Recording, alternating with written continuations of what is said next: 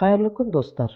Бүгүн кептирилген жемистерди косуп, сүттүү коктейль дайындайтын болобуз. Ол үчүн бизге кешью, миндаль, грек жаңгагы, курага, банан жана сүт кажет.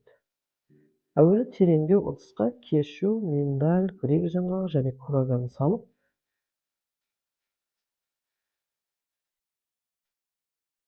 үстүнө 200 граммдай сүт куюп, 15-20 мүнөттөй коюп коебуз.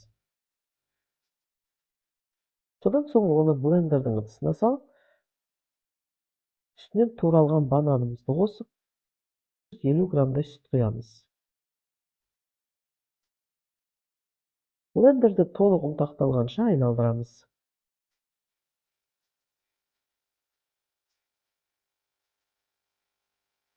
Дайын коймалжың массаны стакандарга куюп сунууга болот.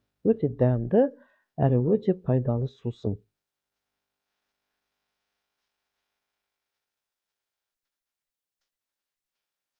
Міндетті түрдө жасап көрүңүздөр.